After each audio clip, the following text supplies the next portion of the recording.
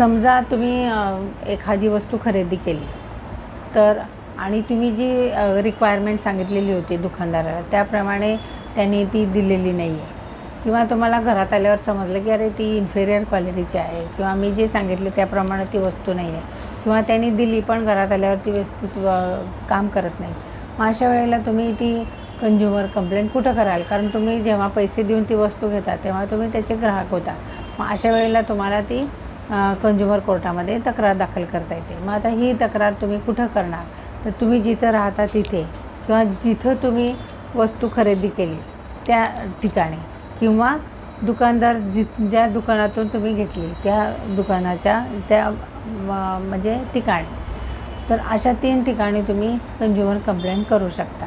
आता consumer complaint करायची तर त्याच्यात काय काय लिहावं लागतं की मी जी वस्तू घेतली ती कुठून घेतली, कधी घेतली, कोणाकडून घेतली, वस्तूची माझी काय रिक्वायरमेंट होती, की ती वस्तू मला कशी हवी होती, ते सगळं सांगूनही त्यांनी कशी मला चुकीची दिली, किंवा इन्फेरियर क्वालिटीची कशी दिली, आणि ह्या सगळ्यामुळं मी कंझ्युमर प्रोटेक्शन ॲक्टखाली कसा बसतो. म्हणजे मी कंझ्युमर आहे म्हणून मला कंझ्युमर कोर्टाच्या द्वारे मला न्याय मिळावा, असं हे सगळं त्याला बिलिंग वगैरे जोडावं लागेल, त्याचे डिटेल्स लिहावे लागतील, आणि मग तुम्ही ह्यावर नमूद केलेल्या ह्याच्या ठिकाणी कंप्लेंट दाखल करू शकता.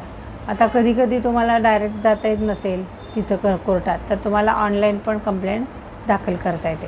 तर त्याचं जे पोर्टल आहे असं आहे ejagrati.government.gov.in. म्हणजे परत सांगते ejagrati.gov.in हे पोर्टल आहे. त्याच्यावर जाऊन तुम्ही ही ऑनलाईन कंप्लेंटही दाखल करू शकता.